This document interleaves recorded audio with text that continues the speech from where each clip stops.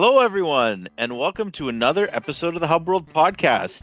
Today's episode will be our 2024 Game Awards Spectacular.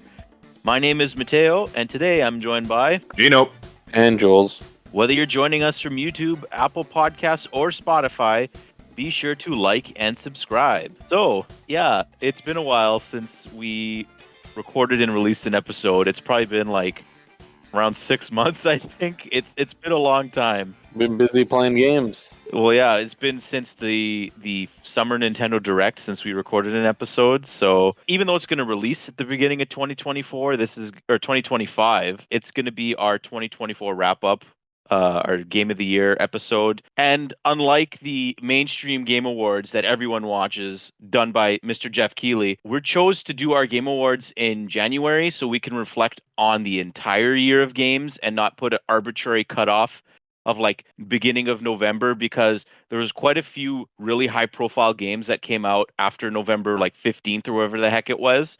And we want to actually reflect on the year as an entirety because of that. The Oscars is not in December or November. The Grammys aren't in November. Like, they have their award shows in the new year and they reflect on the year past. And that is just the best way to do an award show, in my opinion. We're going to be doing the same awards that we did for, I believe, last year and maybe the year before that. So we're hoping maybe to get to a little more of a consistent recording schedule now that our crazy lives have calmed down a bit. So hopefully look forward to that in the future. We're going to go now into the list of categories that I have here. And I guess we'll do the same order that we did last year. Yep. Let's get the one that you don't want to win at the Hub World Game Awards show. The most disappointing game. Let's reflect on the most disappointing game that you played this year, or maybe you didn't even need to play it this year. Like, I'm going to start because if you all remember, last year I voted Suicide Squad Kills the Justice League as my most anticipated game of 2024. And Oof. I knew back then that I was going to regret saying that, but I did it anyways because I still believed there was a shred of hope that this game was going to turn out. And we played the beta, and it wasn't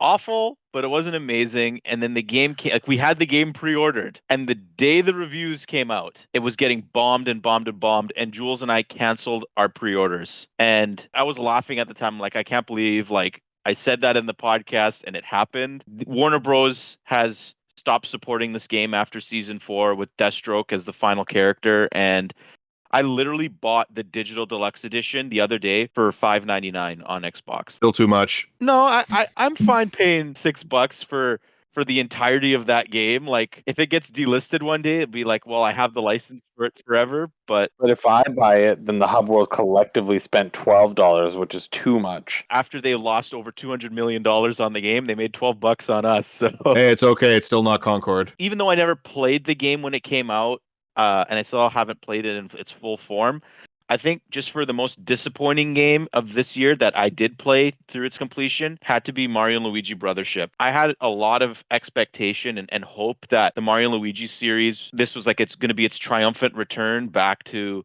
being like a solid, like, 8 out of 10 RPG.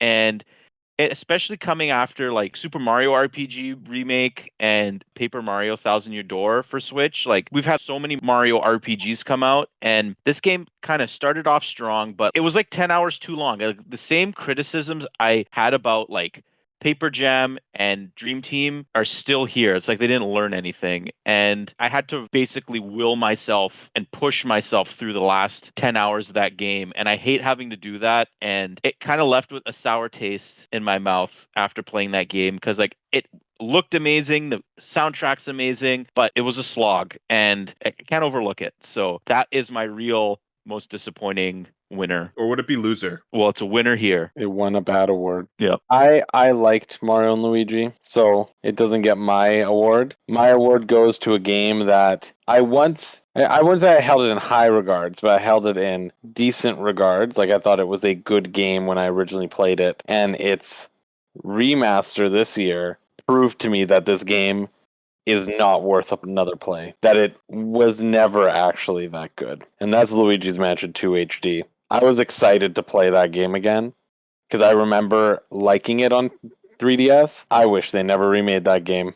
I have nothing but a terrible opinion of that game now. It is not good. It just feels like a handheld game, like an old handheld game on the contemporary system. Like the load times are not great in that game, and it's It's just they didn't really add anything new to it. it's uninspired. Like it's so boring. You expect Nintendo to like add a few bells and whistles in the game, especially if they're charging full price for it. How is that Yeah, game more expensive than Metroid Prime remaster, right? Like yeah, Metroid Prime looked like it got way more work in that, and yeah, then Luigi's Mansion was just literally just okay, visual upgrade, but like even not having the 3D effect, like the 3D effect added a lot to that game, in my opinion, and that was so cool. And it's just you obviously you can't replicate that on the Switch, but like it's something's lost by that not yeah. being there.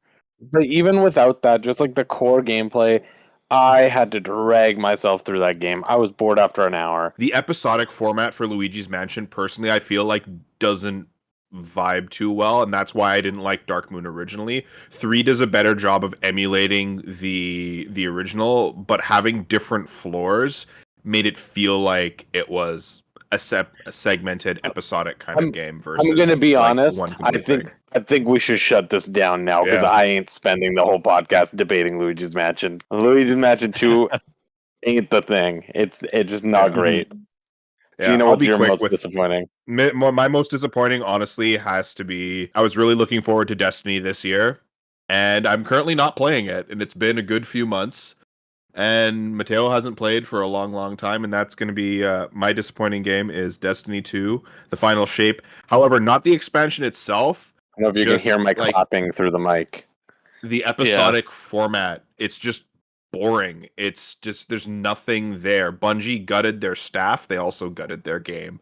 Like I can't be bothered to You log heard it in. here first, folks. Destiny, the most disappointing game. Dead game. Yeah. The final shape was so good and it did so much for the story. I was pumped. I was logging in every day.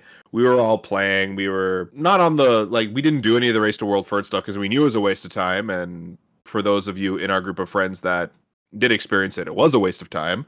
But it's one of those things where it's just I'm tired of the gameplay. And like as much as I hate to say it, like Bungie's gameplay is always very good.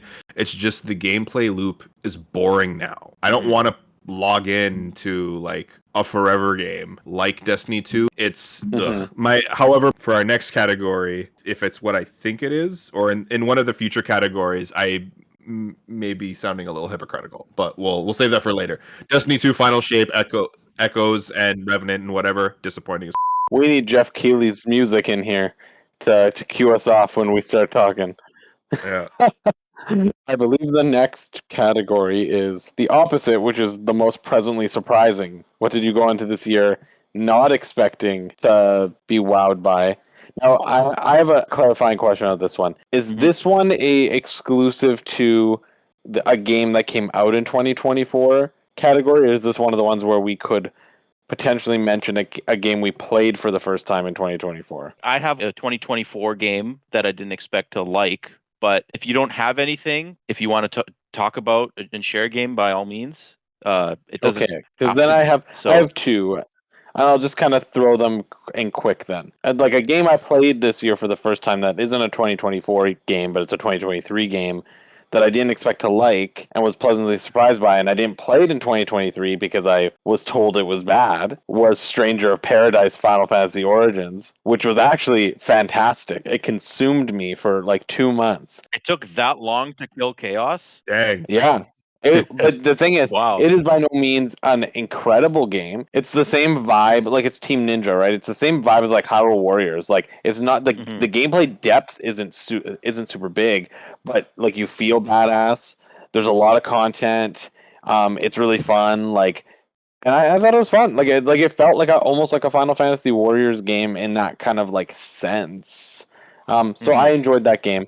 But my real most pleasantly surprising game of the year was a game that was announced at the beginning of the year. Everybody else was hyped about it. I was not hyped about it, and now I'm addicted to it. And that's Pokemon TCG Pocket, because literally everybody was like, there was so much buzz around this game when it got announced. People were like, "Oh, this is so cool," and I was like, "Who cares?" I literally was not gonna. I was not gonna download it. Everybody's like, "Oh, we're gonna download it." I was like, "Ah," and now I'm addicted. So that's my most pleasantly surprising game of the year. Jules, I'm going to go after you, and I'm going to say, honestly, I was expecting this game to be good, but I wasn't expecting this game to be as good as it was when I was playing it, and that's Sonic and Shadow Generations. I knew it was going to be good because I knew Sonic Generations is great. I'm like, oh, they're just going to add a few levels with Shadow. It's not going to be all that much. And I kind of stayed away from the hype cycle of this game.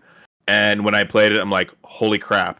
And I didn't play it on the Xbox or the PlayStation. I have it on PC and I'm like, wow, this is great. I had it on my big monitor. I had it in 144 hertz if I could get it to run on certain levels. But I played it at a solid 60 frames, beautiful resolution. On PC, this game is great. Me, it's kind of like the same sort of vibe as both of your picks. Like this game had a lot of hype going into its release, especially by you two, but I had no interest in playing this game, and that was Final Fantasy VII Rebirth. And I'd like to preface this.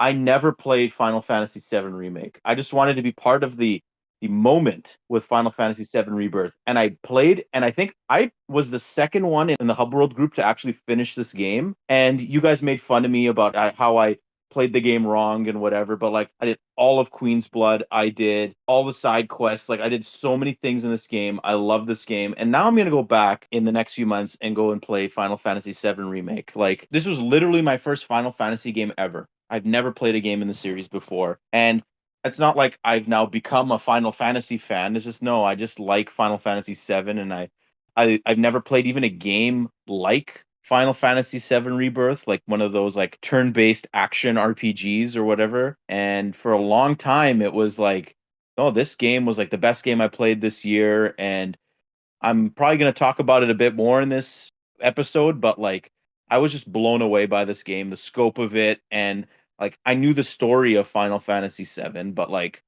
the way that there was always twists and turns to that, and like it was just a great experience from beginning to end. Like I do not regret a single thing about playing this game. Like it was that good. I believe the next category is best DLC slash expansion. Now I'm going to start by saying I only played one DLC this year, and while I enjoyed it, I don't actually want to mention it in this category because I don't think it was worth giving an award to, and I also don't think that I should be speaking on an award that I only have one contender for. So I'm going to politely decline adding to this category myself. Gino, are you going to nominate Final Shape? No, I'm not. I am going to nominate World of Warcraft: The War Within. Yes. Because delves are great. Bran is my best friend, and when the launch happened, Joe and I were playing. We did a lot of the War Within stuff. We were doing the delves. I got my heroic gear. I played through the season and everything. World of Warcraft has been really popping off, at least in the early months of the expansion. Things have kind of slowed down a bit. I think the next patch is going to be coming out soon, where we're going to be going to another area.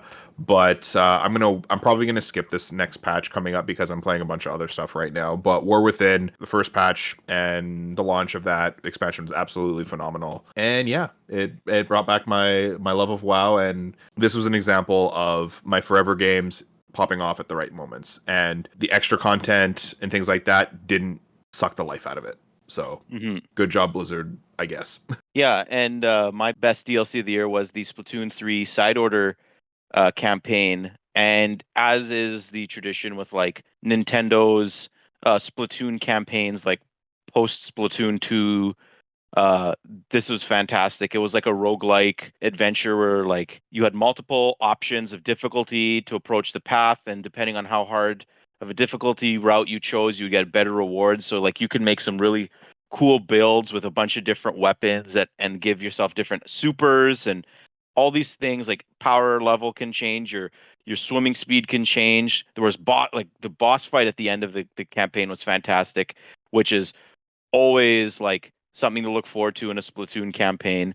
The story was pretty good for the most part. Like everyone picked Chaos at the end of Splatoon 2 in the final Splatfest. So this was kind of like the order, what if order sort of route that I guess the game would have gone down if that would have won. And like just adding color back into this white drab world was really cool. I just really, really, really enjoyed it. And just doing a run, and the run is different every single time you do it, is really refreshing too. So yeah, this was my favorite expansion or DLC in the year. I didn't play that many, but like this was the one that stood out the most to me. So I will go with the Splatoon side order. The next category is a pretty decent one this year. There's a lot of choice in my opinion. The best remaster. Just to clarify this one, as so that we can like be clear about what it means. This category is for something that is classified as a gameplay like remaster, as in like you're not looking at something like Final Fantasy VII Rebirth that is a remake Yes. in a sense, Yeah. but is a brand new game. We're looking at Yeah. things that are like functionally the same game, but maybe got like maybe it was remastered or maybe it was rebuilt from the ground up. But again, like from a gameplay perspective, is the same game, like anything like that. Yes. I'd like to start this one off actually, because I would have picked Persona 3 Reload, but the music was great, characters are awesome. Tartarus sucks, and I can't pick it for that reason. I'm gonna go with Paper Mario just because it's a nostalgia pick. The music is great, the levels are great, the characters are awesome. It's not nearly as difficult as I remember it was back on the GameCube, but it's an easy portable way to have this game, and I really feel like this is the way that Mario RPG should be going forward. Paper Mario was also my choice. And this was like, for us at least, this was always like a break glass in like time of emergency type game for Nintendo. And it finally came out. Like the game looks incredible, but the soundtrack has like the classic soundtrack and the new soundtrack. I adore the original game soundtrack, but I found myself listening to the new soundtrack way more. And it's just as fantastic as the other one. And even like, yeah, like you said, like it wasn't as difficult as I remember, and the quality of life upgrades that they did put in the game really had a chance to shine. The writing is a little different, but like I'm indifferent to the changes that they made in the writing. Like it's still just as funny and entertaining as it was before, but I just can't get over how good the game looks. It looked fantastic on the GameCube, but the new like modern Paper Mario art style where like you can really tell exactly what everything is made of, similar to like a modern Yoshi games. Like Paper Mario had that, and I really just hope that the game sold really well for a Paper Mario game, and it got critical acclaim when this game came out again. I just really hope that Nintendo finally realizes and sees what the fans want, and that the series can stay this way and they don't have to make some garbage sticker nonsense game that no one cares about. Like this is how people want Paper Mario, and just keep it that way, because this was the best received game literally since the last time it came out. This was like hands down my favorite remaster of the year. Like it's such Yeah, a special game. Play it. yeah, and I just echo it. It's mine. I can't really add anymore. It was amazing. I like the little bits of new content. I love the redone tracks. It's just perfect. So moving on, the next category is our very favorite near and dear category, the Elden Ring Best RPG. There was a lot of RPGs that came out this year, guys. Which one do you think is worthy of being named the 2024 Elden Ring Best RPG? It's easy, it's Balatro. Ah, okay.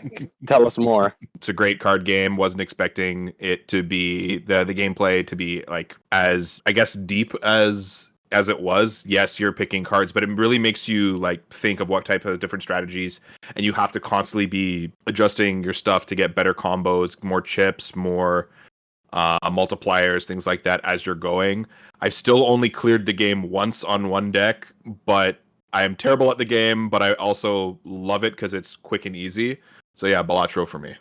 My Elden Ring Best RPG of the Year award has to go to Sonic Rumble, the mobile game. I think it gives you lots of options to play in the role of various Sonic characters, such as Big the Cat and Jet the Hawk and Tikal. And I think that its gameplay, much like Elden Ring, is so foundational to the RPG genre that I could think of no other game this year that best represented the Elden Ring Best RPG of the Year award. Very, very, very solid choice, Jules. For me, it's a series that is near and dear to my heart. It's the newest entry in that series.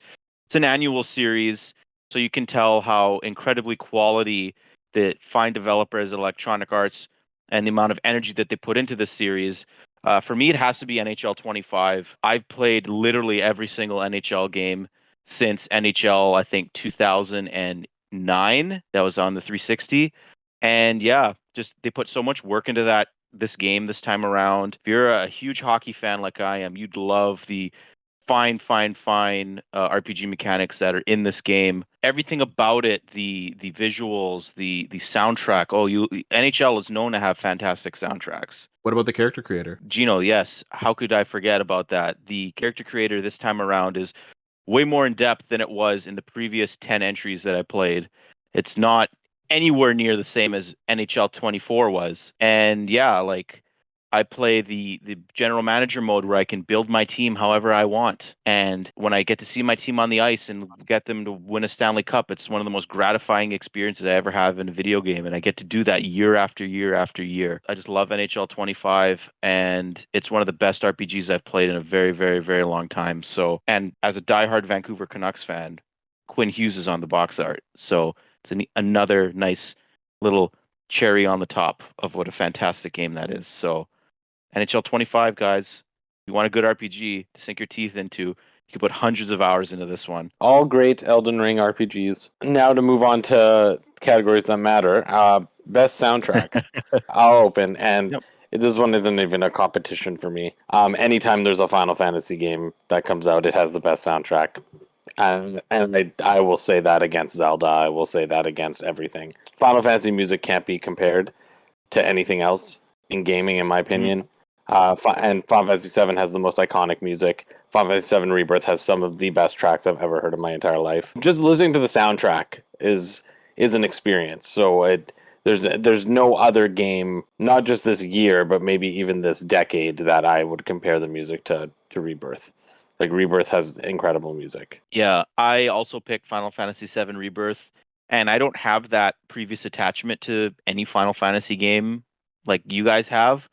And I only know like a few key songs from Final Fantasy VII, so like a lot of this soundtrack was actually new to me, and the arrangements were just incredible. Like Promises to Keep, the Aerith song, that is low key like a incredible song. But yeah, that song is incredible, and I remember hearing it at the Game Awards. I think it was presented there as like a teaser for the game last year, and that was the live performance by the singer of the song, and I'm like, wow, this is great. I'll never play that game, but that's a great song, and I ended up playing the game, and the moment that plays is fantastic, and just the soundtrack in this game is incredible. Like you said, Jules, it's one of the best I've ever heard, so it has to be that. I guess I'll be a little bit different because yes, I found the Final Fantasy VII Rebirth soundtrack very, very good. The only song I can really think of is like the main battle theme or the main theme. But I have to say that a bunch of songs that are even like stuck in my head to this day gotta come from Persona 3 Reload. The music in that game was great. It's what kept me going through the endless slog of Tartarus. The battle theme was great. The real world areas to explore, and I love the music for the Persona series. It's been great. One that we can actually probably talk about this year as opposed to other years, best multiplayer. I was torn on this one. Yeah, I know, right?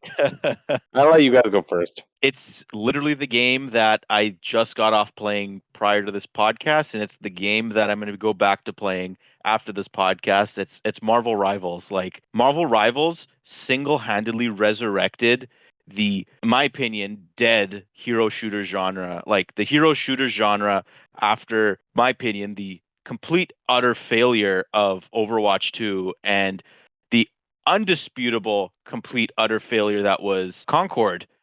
Completely just like it's like we're back. We're back in 2015 at Overwatch's prime, and we have Marvel now as the characters in this game, and it's doing everything that Overwatch 2 should have been. Like it is that game in my opinion, and it's gonna carry the torch for whoever knows how long. They're doing all the right things. They're giving you the characters all when they come out. The microtransactions aren't awful compared to Overwatch 2. Like it's a little bit better compared to it, but it's free. You can have a blast playing. The hero choices are really varied compared to what you would expect there to be in a Marvel game.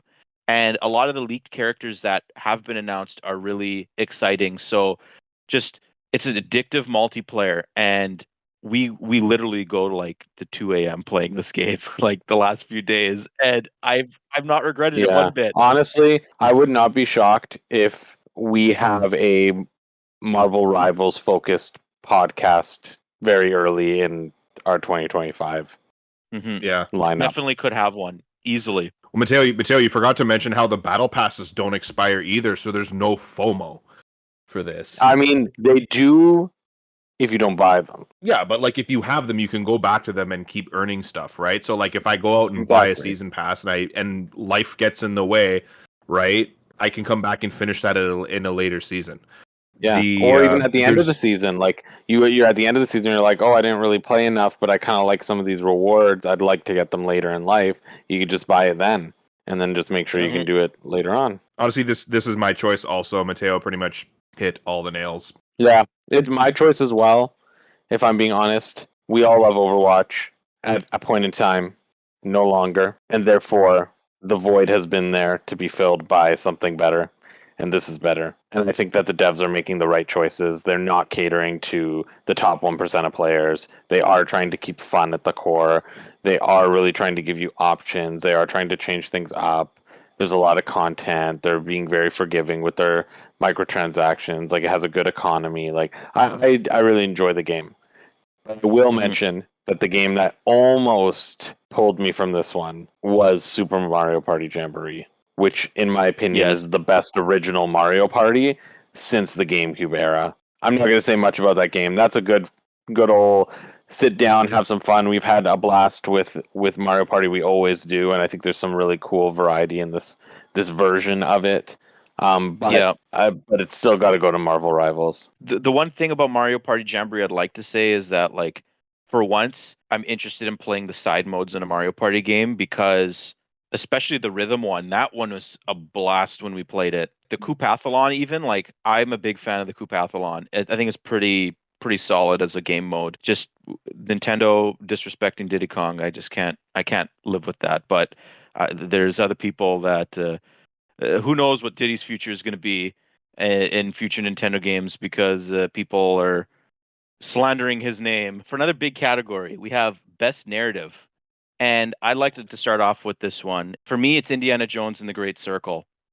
I adore Machine Games as a developer. They've never made a bad game, in my opinion, that they've solely developed themselves. Because Wolfenstein Youngblood, yeah, they helped with that game, but it was also being developed with another studio, and it was not really what you would want out of a Wolfenstein game. But once again, they didn't have complete control over that because they were working on this game. But yeah, the story of Indiana Jones and the Great Circle is on par, if not better, than the vast majority of the Indiana Jones films. It's that good. And even all the little secrets that are hidden in notes, that are hidden in pictures that you take, that are hidden in just dialogue that you hear from characters around you in the game, it really builds a compelling narrative. And I really think that after the utter failure that was Indiana Jones and the Kingdom of the Crystal Skull, and the lesser failure that Dial of Destiny was, the future of this franchise should be in video games because the storytelling can be really, really fleshed out. And if the Great Circle is anything to go by, and if that's the type of bar that we're going to get from an Indiana Jones game, they should just keep making them because they are the story and the narrative in this game was that good. All the characters are really compelling. There was a really compelling side character that was your companion, Gina. Voss was a phenomenal villain, like one of the best Indiana Jones villains, in my opinion.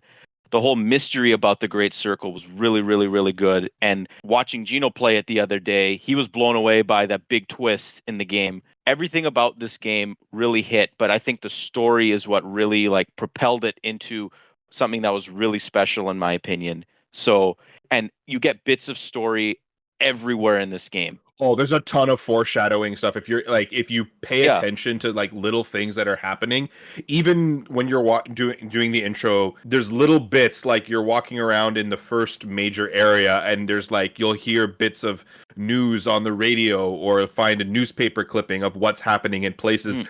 that are also going to be explorable in one way or another later Yeah. on. And as I'm going back and redoing all the collectibles and everything for this game. I'm noticing that now. I'm like, holy cow, how did I miss that? And it's my pick too, by the way. Yeah, and Yeah. this game, it's set 1 year after Raiders of the Lost Ark, which is the second Indiana Jones movie for those. It's the first that came out, but it's the second canonically for those that have never watched an Indiana Jones movie.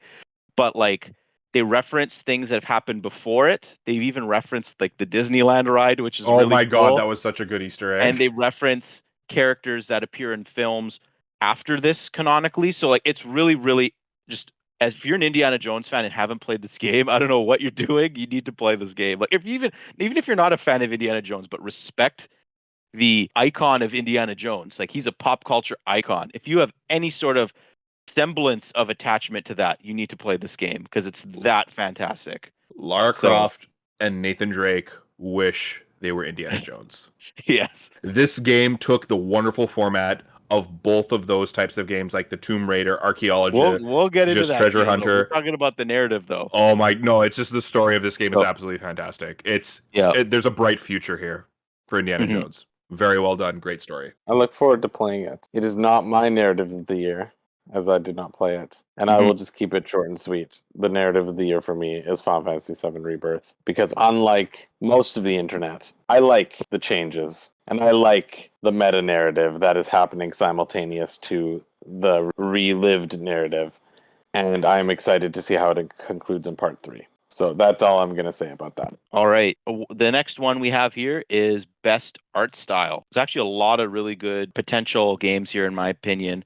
But I'm going to go back to Marvel Rivals with this one. I just love the hand drawn sort of like aesthetic that game has, like the anime influenced character models and the world of that game. It's like even when they do like the animation at the beginning of the game, like it's so fantastic and just well designed. You know that Thor is Thor, Cap is Cap, Iron Man's Iron Man, but like they're designs of these characters you've never seen before. And I really like how they also, with the skins, they added like the more traditional appearances or the movie versions or the TV show versions of these characters. And like they hit the nail on the head. Like when a hero based shooter is only good as the character designs are. And especially the game being in third person, you can always appreciate the way your character looks and the way that you interact in the world. And that is such a key thing that this game has that Overwatch didn't. And I was a little bit apprehensive of it at first, but it was the right decision. And in hindsight, like I think Overwatch would have been a lot better if it was that way too. But yeah, I just think the art style is phenomenal and the art direction in that game is phenomenal. And again, I'm echoing Matteo because my pick was also Marvel Rivals. I love the way that game looks. It's just an instant classic with like a lot of these hero skins, like as Matteo was saying before, like the new outfits that they've given to each of the characters and even the season pass ones as well. Like just by looking at them, I know Hela is Hela. Even though I've only ever like really experienced her in the movie, that outfit screams, yes, I'm the goddess of the underworld. Or when I'm looking at Iron Man, it looks like Iron Man. It's comfortable, it's nostalgic, and like it's instantly recognizable. Like even Wolverine, he's just wearing a yellow jacket, and, like you know. That one's not a good skin, but that I'm one, just yeah, I'm I just see. saying I though, know but what you like mean. I know what you but mean. just at looking at Wolverine, you know it's Yeah. Wolverine, Hmm. right? Even though the movie skin one is better. Mine, I'm actually giving to a game that I don't actually think was that strong of a game, but the art style is what ultimately pulled me to the game, and I did find that the art style was consistent throughout. I did enjoy the game, but I think that this is the only category I would ever praise it in. But I do find that this is one of my gripes with the main Jeff Keighley Game Awards is I do find that the way that they approach the Game Awards is here are our big games this year, and they're the only things that really get nominated in all these categories. And I hate that. I hate that like a game could be like a 7 out of 10 in most capacities, but still be the most impressive visually, and they don't give that game recognition. Hmm. Anyway, my best art style is the Plucky Squire. I was excited about this game from when it was announced. I played it. I mostly enjoyed it. Not incredible, but good. But the art style's incredible. Like that's what pulled me to the game. Like it's a moving storybook, and the storybook characters jump out into like a 3D landscape. Like it was a really really impressive art style, and it was super unique. Like it hasn't really been done before, so I really liked that capacity of it. That's actually a game that I'm looking forward to playing. It's just it doesn't feel right though buying it if it's at its normal price, and like it's the thing, like if it becomes half price, I'll pick it up in a heartbeat. And it's made by one of the former designers at Game Freak who designed so many Pokemon from like between Generation 5 and Generation 9. So I'm really interested in it just from that regard too. But moving on, we have our next category, which is best level design. Would anyone like to start that one? Yes, I feel like I haven't really like talked too much about this game yet, but I'm just looking at some of my future picks and stuff, and I'm like, yeah, I'm probably gonna be talking about it a lot, and that's Path of Exile 2, the early access. Yes, we only have the first 3 acts of the game right now, but I feel like every act of the game has a distinct base kind of area. Like the first act is you're kind of like in a forest heading towards a town. The second act you're in this like desert canyon-y kind of area, and then the third act it's like an Aztec or rainforest. And within each of those areas, there's a bunch of different sub areas. Like there's like a thorny jungle or a crypt and like graveyards, caves, badlands, mesas, and a bunch of different things. Like I was not expecting the level design of PoE2 to like rock that hard, and it was absolutely amazing because like it's a game where you're running around exploring a randomly generated map, and all of the randomly generated maps and all of the randomly generated terrain and everything within those areas is absolutely phenomenal. Everything meshes together, everything works seamlessly. I feel like the level design was absolutely great in that. Jules, did you want to go next? Yeah, I mean, I think mine Sonic X Shadow Generations, specifically Shadow Generations. Sonic has gone through so many different iterations, and I think I've spoken a lot about my love for the like adventure style games and the classic games. Boost gameplay games don't actually, in my opinion, have a lot of greatness in terms of level design. Really, I just think Unleashed was the only one that really had solid level design, and maybe Sonic Generations. Like I think half of the Sonic Generations levels. Shadow Generations was phenomenal. Like every single level in that game was incredible. So well designed. So like captured the essence of the game it came from, pushed it to make it feel like epic.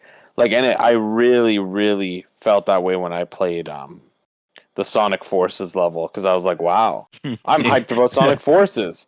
I'm like, this is Yeah. what Sonic Forces should have been. Like this is like Sonic Forces had a really cool concept of like an Eggman ridden like world, and it didn't really do it well. But that like Generations was fantastic. And I think that the way that they approached the level design was ultimately what made it as good as it was, including the Mhm. DLC episode based off of the movie. I got to play that still. That's one of the things I'm looking forward to getting my hands on next year, probably, or I guess this year as of the time you're listening to this. But for me, level design is Astrobot. Astrobot, I think, is one of the best 3D platformers ever made, and every level really has its own identity, and that is something that is very important to any platformer. And the power ups in that game are fantastic as well. Like I just really think that even like the really hard challenges, it might be just me sucking at games, but I thought that those were really well made as well. I have to play the post release level that they did as well, but like PlayStation Anniversary like homage episodes or levels that they did, those were really fun. Those were a blast. I love those, and they really got the DNA of each series that they were acknowledging. Going from the Astros Playroom demo that you got with the PS5 to this, it's just night and day. It's just like they did everything that I could have wanted a more expansive version of that to be like. And I was just blown away by it, honestly. Like it is such a fantastic game, and just everything was just so refreshing. Now we're gonna head to a another one that I think has a lot of really big contenders is best performance. Which actor or actress do you think gave the best performance of this year in a video game? For me, it's just hands down, it's Troy Baker as Indiana Jones. Like, he did a phenomenal impression of Harrison Ford, not just his voice, but his mannerisms, because they mocap Troy Baker also. And just like the way like Indiana Jones even like moves his hand when he's talking, or like when you hear how he cowers when he sees a snake in the game, just like Harrison Ford said it himself at the Game Awards in his potentially drunken state. Like, if I knew this guy was this good, I would have come in and done it myself, because he didn't want to be one-upped by Troy Baker. And like, as a performance as Indiana Jones, as much as I love Harrison Ford, like, Troy Baker probably may have given the best performance of Indiana Jones, period, in this game. It was that good. And like, there's a lot of other actors and actresses in that game that did a fantastic job, but like, everything about that performance was spectacular. And if only this game was actually nominated and eligible for the Game Awards, he probably would have won. And I think he knows that, because they brought him out onto the stage anyways to be part of the show. I'm echoing Matteo also on this one. Troy Baker was absolutely phenomenal.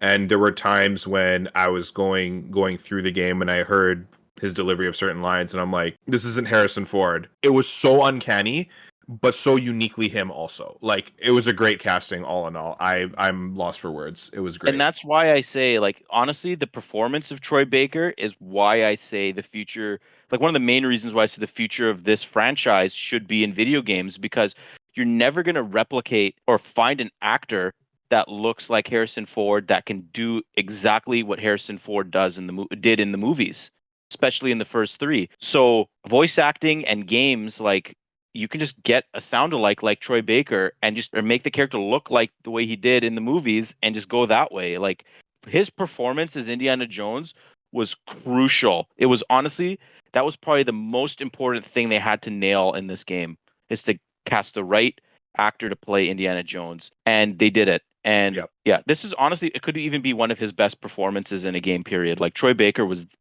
phenomenal in this game. Mine is gonna go to Brianna White in her role of Aerith in Final Fantasy VII Rebirth. I think that anybody who knows Final Fantasy VII knows that Rebirth was going to include one of the most iconic moments in gaming tied to that character. And Brianna, from the first game, has done a really great job of making people fall in love with Aerith in this iteration of Aerith. And just her performance throughout the game, just it makes all those emotional moments so much harder. And I think she really should be recognized for how well, like, on a lot of the voice casts in the Final Fantasy VII Remake series should be commended for how well they're portraying characters. However, she specifically deserves the award this year, so I'm going to give that to her. Moving forward here, we have best gameplay. I will open because I have, in a way, I feel like I have a very boring selection of games this year because, once again, my my winner in this category is Final Fantasy VII Rebirth. It Dang. was it was the funnest game I played this year. I went nuts. I did like literally everything. I feel like I fully understood the combat, unlike when I played Remake, where I feel like I got myself through it and I played it a few times, but I don't think I invested as much into the depth of the combat as I did in this one. And I had a blast from all the stupid little mini games to all the like massively insane like combat challenges to just like running around the world to getting really competitive in Queen's Blood. Like, there was just so much variety in Oh gameplay in yeah. that game. Like, that I think that's what blew me away about that game is it's not just the narrative, it's not just the core gameplay that's good, but like they put a lot of heart into how much variety there is. And I know a lot of people don't love that there's so many mini games, but I think that was what made the game so stand out for me is I actually felt like while the side missions themselves weren't always the most interesting, there were so many mini games and gameplay elements in that game that it really feels like they took everything like seriously and they put like heart into it and they really captured what Final Fantasy is about. Like, and so I just really appreciated that Mhm. aspect of it. Gino, do you want to go next? Action RPGs have been honestly one of those types of games that I never really found myself too interested in. I dabbled a little bit when like Minecraft Dungeons first came out. Then again when Diablo came to the Nintendo Switch, a little bit more when Diablo 4 came out, but PoE just sank its hooks into me. And there'd be times during the day when I was at work and I'm like, I should be leveling my monk right now. Like I gotta get through it so I can get to the end game stuff and play through all of that. I've taken a bit of a break recently because of Indiana Jones, and I want to finish the Indiana Jones 100% before I go back on the PoE treadmill and keep going. But yeah, I just finished Cruel Mode Act 2. I'm just about to start Cruel Mode Act 3. I'm level like 60 something on my monk, and it's just super fun. Everything blends into it. The class I'm playing is essentially the Avatar, and it's just great. Monk is great. Lightning is fun, and everyone should play PoE. It is the greatest thing ever. Thank you, Joe, for making this recommendation. Why the hell didn't I not play PoE 1 when it first came out? Is that what I find myself asking myself a lot. I should have been playing PoE right from the beginning. It's great. Wouldn't it be hilarious if I nominated Final Fantasy VII Rebirth as best gameplay, even though like I had no idea what I was doing that entire game? Yes, it would be funny. That'd be. I'm not gonna do that. I just thought that would be hilarious. Like that thought came through my mind right now. I think you should still tell the listeners how you played that game. I had no idea what I was doing. Like I didn't even bother leveling up weapons. As soon as I saw like, oh, this weapon, this That's weapon not has better true. stats. He I'm didn't gonna even use this. heal. I did heal, but He like did heal. I used. No, he didn't know that you could learn abilities from the weapons, which Yeah, is not the worst thing because I did that in my first playthrough of Remake as well. It's not.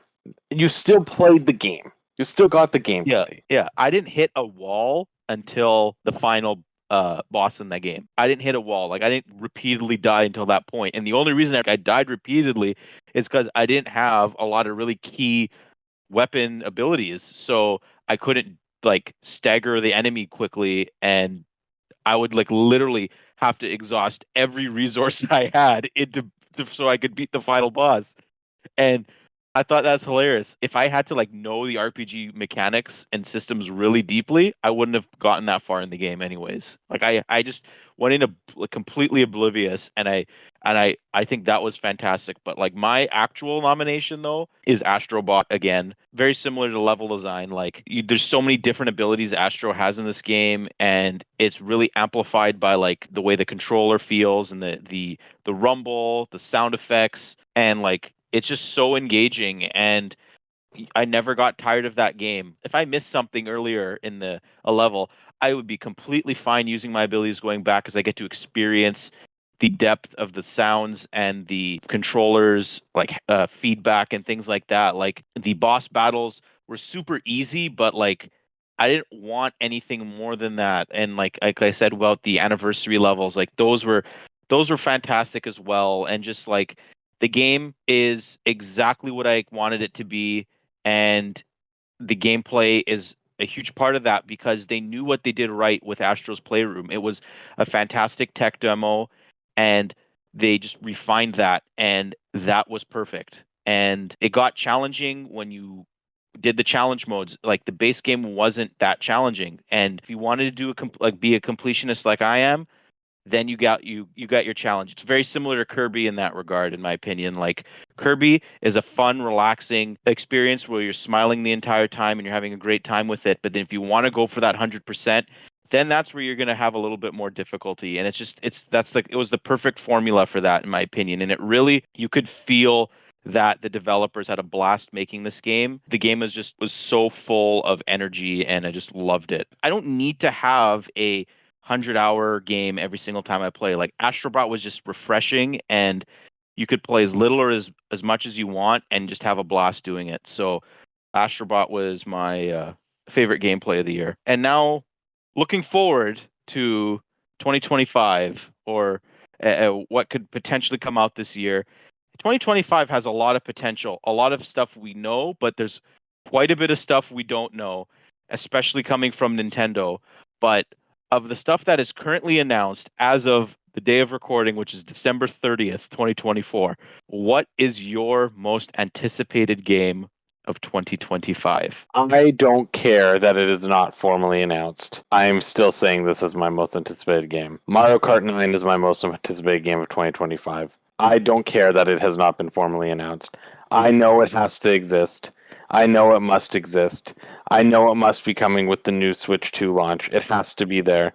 And the thought of it to me is insane. However, I do know I should also say a game that we know will come out in 2025. And honestly, it's Pokemon Legends ZA for me. I love Mhm. Legends Arceus. And I'm very excited about more Pokemon. Like, I'm really, really excited about some of the other games that are coming out as well. But I know Legends ZA is going to be one of those games that, like, I'm going to just sink myself into. And I haven't had a game that I've sunk myself into like this since Rebirth now. And I know some of the other games I'm excited for this year, while I'm excited for them, they're going to be more of a like, I do the campaign, I'm done. I'm excited for shiny hunting and doing all the quests and all the stuff that goes with a Pokemon game. So that's my most anticipated right now of the announced games. My most anticipated will be the complete and full release of PoE2 when it comes out of early access. Right now, we only have access to half the game, the first 3 acts. The second 3 acts will be coming on the full release, I believe, as well as 6 other character classes. Like, basically everything that's in the game right now is only half the game. And by today's standards, half the game is a full game. So I'm looking forward to the full release. How could a game be nominated for categories in 2024, but be your 2025 most anticipated game? Now, I'm not trying to Because argue it's it, but do not you the all full have release. It's not the full release. The PoE2 as it is right now is the early access. And it's a fully fleshed out game. Okay, it's your answer. I'm not going to Yeah, argue. it's like a patch or something, right? Like if you were playing like for instance, like if this was just say if Destiny was good, right? The next expansion can be your most anticipated thing coming up, right? Final Shape Yeah, was yeah, very that's fair. anticipated, Yeah, right? fair. This is Okay, except yeah, like that's we're fair. playing the early access, it feels like a full game, but it's not the full game. It's only half the game. You had to explain for the listeners at home like me who don't know, but that's Yeah. I appreciate the explanation. Continue, Matteo. Yeah, like I'm torn between two. I definitely am very excited about Pokemon Legends ZA because I love the Kalos region. Generation 6 is a really like special generation of Pokemon to me, but I would be kicking myself if I didn't mention Metroid Prime 4. Metroid Prime 4 is like again, like what Paper Mario Thousand Year Door was. It's the emergency games that like I say emergency because like it's not Nintendo's in the best shape it's ever been in their existence, but like as in like this is one of those games that they could always pull out that they know that the fans would just eat up because it is like a game from a very beloved series, critically acclaimed, and like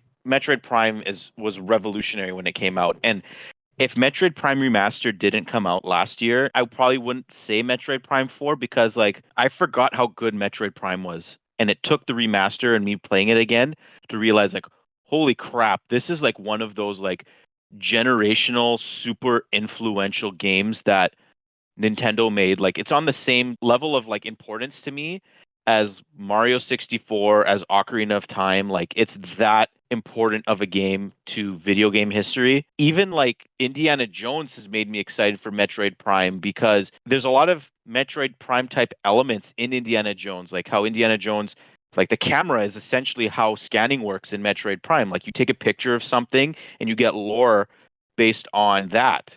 And I'm just all about that now. Like that's my new favorite thing. Like I really, really want to go and play like Metroid Prime 2 and 3 again, but I feel like those games eventually will be released on Switch or Switch 2. But like Retro Studios is making it. Few like key members of the staff have come back to Retro to work on 4. And the trailer we saw was fantastic. The character animations and the visuals were really impressive. And I'm just so excited to go back into that world as Samus and like just be a badass. Like, realistically, if we knew that a new 3D Mario was coming out, or if we knew if a new Zelda game was coming out, or something like that along those lines, like I would obviously pick that. I'm more excited about what's to come and what we're going to find out when the Switch 2 gets unveiled. But if I had to condense it to just one game right now, it would be Metroid Prime 4. So knowing that Nintendo has all these secrets that they've yet to unveil to us, that's the most exciting thing for 2025 for me. Next up, we have what is the best game you played for the very first time in 2024. So this is not a game that you played this year. That's a new game. It's what's a game that you had on your backlog or whatever that really stood out to you? I actually would like to start with this one because 2024 was a year I really didn't knock a lot of games off my backlog. And I was really surprised by that when I was reflecting on my year. And really, the only game I did play, and I feel comfortable enough to nominate this game for this one, but it was the first game I beat this year, which was Sonic Unleashed. I never beat that game because Gino played through that game when we were kids, and when he was done with it, we just traded it in. And I never got to finish it myself. And like I maybe got 5 hours into the game. I don't remember anything beyond that. And if it was the original version of Sonic Unleashed, I would not be nominating it whatsoever. But the Xbox Series X enhanced version of this really made a huge difference in the game. The load times and the frame rate are so much better in this. Like there's no frame rate dips at all. And the load times are like non-existent, honestly. So, and like I've always had the opinion that the Werehog wasn't that bad. And I kind of feel an odd sense of nostalgia towards the Werehog, especially after playing this game. And the boost gameplay is fantastic in this game. It really hasn't aged poorly at all. And just playing through Rooftop Run, like which is one of my favorite levels in Sonic history, like period, in that buttery smooth frame rate is just phenomenal. And you can only get that experience on Xbox right now. And I think Sega would be really, really smart to let other players on other platforms experience that because it would be fantastic. And you could add a lot of content to Sonic Unleashed. Like they could make a lot of fixes to that game and it would be even better. So I'm looking at my list. It's either this or like the 3DS version of Sonic Generations. And this was just a way better experience than that, to the point where like I legitimately enjoyed myself. I legitimately enjoyed every minute I played of Sonic Unleashed. Mine is kind of funny because it's a game I still haven't finished. And it's a game that I started in 2024. I'm like 90% done, but I got distracted by a bunch of other games, and that's Baldur's Gate 3. I'm in the final act. I'm running around in like the last portion of the game. I know I'm in the end game. It's just I haven't gone back to finish it yet. I am getting a bit of an itch for D&D soon, so hopefully once I'm done with what I want to do with PoE, I will go back and finish Baldur's Gate 3, the 2023 game of the year that I started in 2024 that I will finish in 2025. Maybe. Yeah, maybe. I finally got around to playing the Final Fantasy Pixel remasters this summer and was able to finish playing the Final Fantasy games that I haven't played. So it was a big Final Fantasy year for me. Couldn't tell. Surprise to no one, Final Fantasy IV is as good as they say. And it was probably one of my favorite games this year. Definitely the best game that I played for the first time this year. After playing Final Fantasies 1 through 5 for the first time, I did find that 4 was the best one, although I really enjoyed some of the other ones. I didn't really play a lot of other games for the first time this year. Really, the only other games that I played that weren't Final Fantasy, like literally, like I'm looking at my list of games that I played for the first time this year, and it was Final Fantasy 1 through 5, Final Fantasy 14, Strangers of Paradise, Final Fantasy Origins, and then Minecraft and Elden Ring. Those are the two non-Final Fantasy games that I played this year for the first time. So you're picking Minecraft. Okay. I'm not picking Minecraft. Ooh.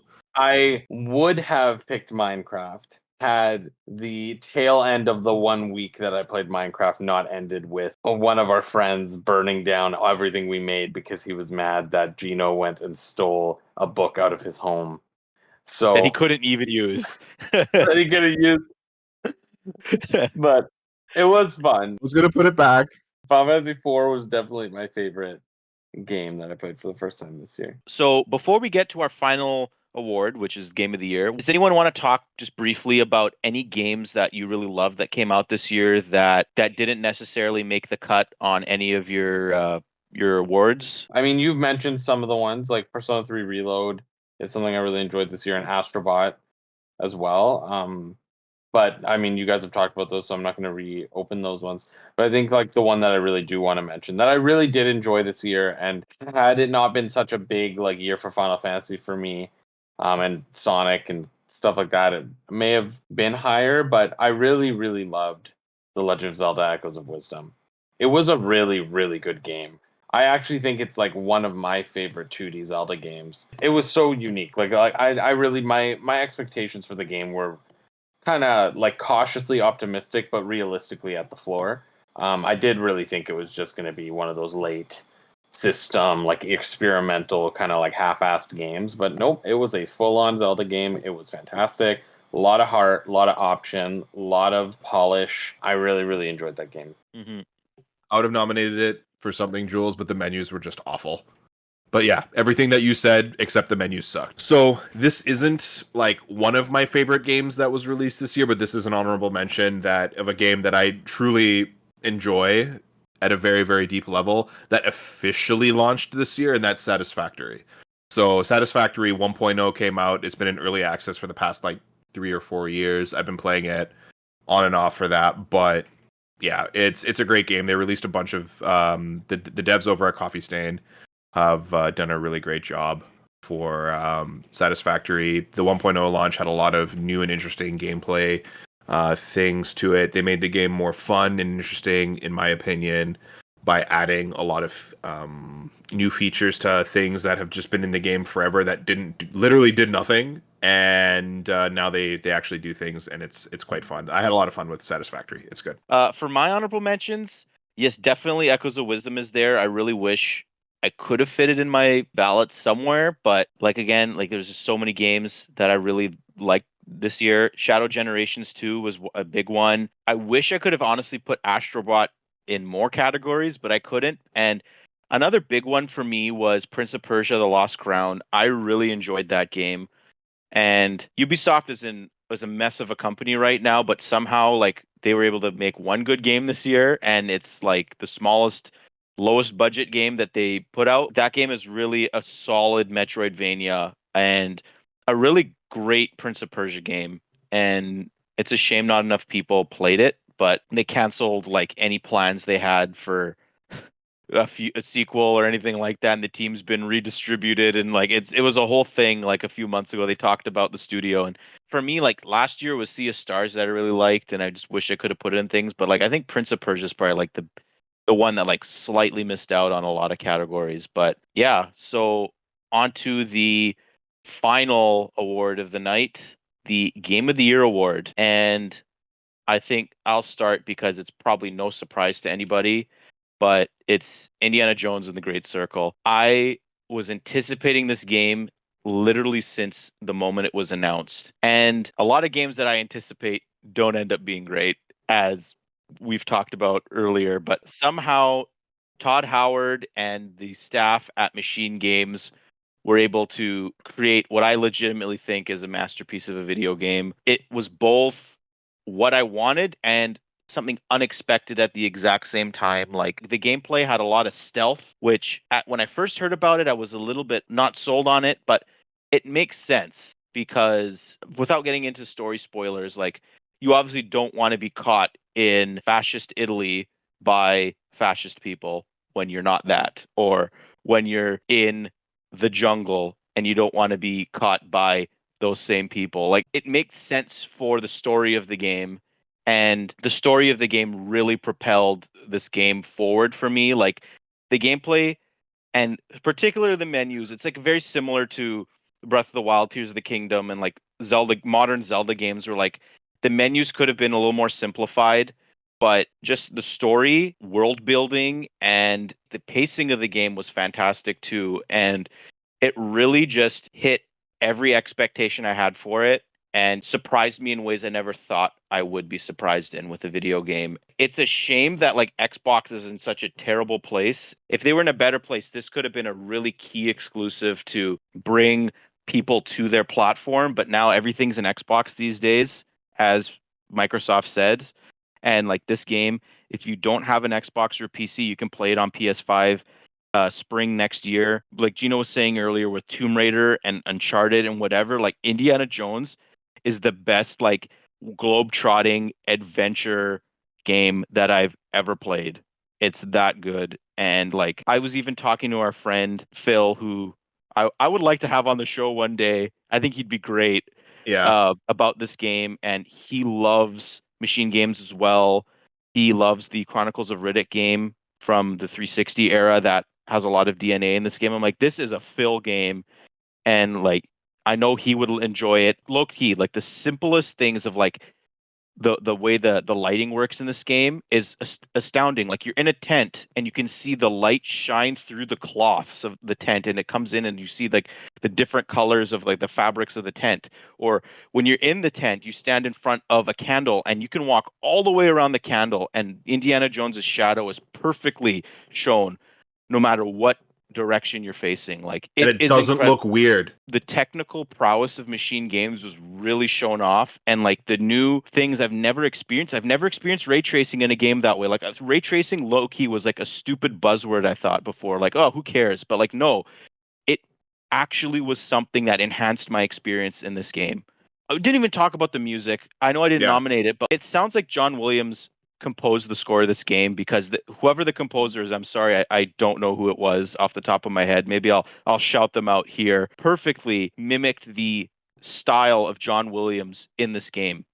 And the original pieces like are fantastic in this game too. Like the sense of adventure you get in this game is, in my opinion, just one of the best. It's not like a game like Breath of the Wild, like it's open world, you go where you want, but like the world is big. You go to multiple large environments in the game, and you can choose to do all the fieldwork side quests if you want. You could go into a building that is away from the main quest and solve these puzzles, these mysteries. Like the puzzle solving is And the incredible puzzles in and this game. mysteries tie into the main story. Exactly. And so it always feels like you're accomplishing something in this game that matters. And it is not 100+ hour game. It's like I beat the game and did all the side quests and most of the mysteries in the game in under 30 hours. And that is so refreshing for a game this day and age. It really respects your time as a player, and it deserves so much credit. And the game won't get that at the Game Awards next year if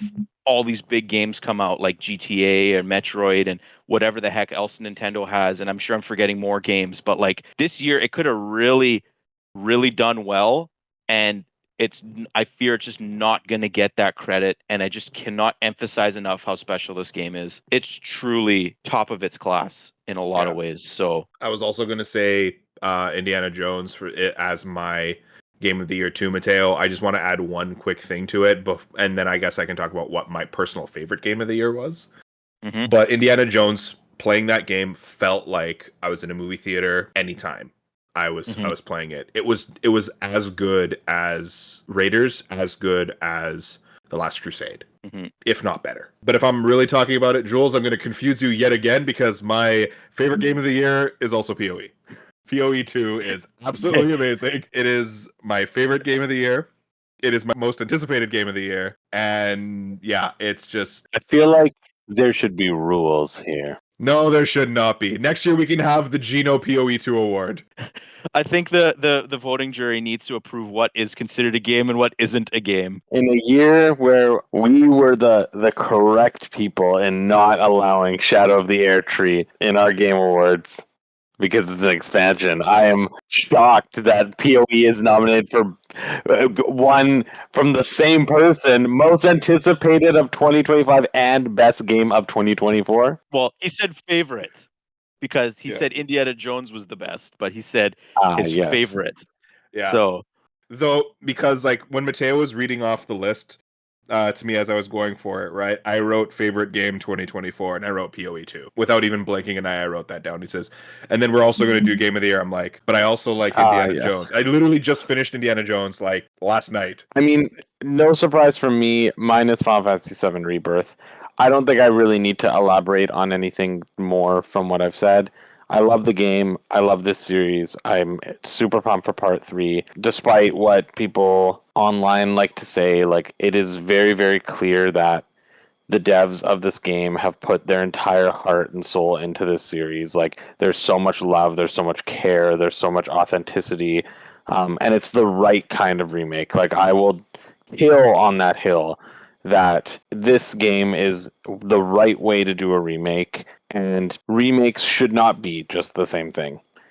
This really is the best example of something enhanced and relived and recreated, and I'm just I'm in love with this project. So I'm very excited to see the conclusion in the next few years. We were talking about when we were going to come back for a long time, and it feels right to come back with the Game of the Year show. And hopefully we can get back into a good rhythm. And I know for sure next year we're going to do this again where we're going to stick it to Jeff Keighley and be like, look, you should do a Game Awards show that talks about the entire year, because next year the Game Awards again will be in December and it's going to have a November cutoff. So, and if next year is going to be as packed as we think it's going to be, there's going to be a lot of big games snubbed. Like this year alone, we talked about Indiana Jones was snubbed, Marvel Rivals was snubbed, Path of Exile 2 was snubbed. Like a lot of these games could have had nominations and didn't,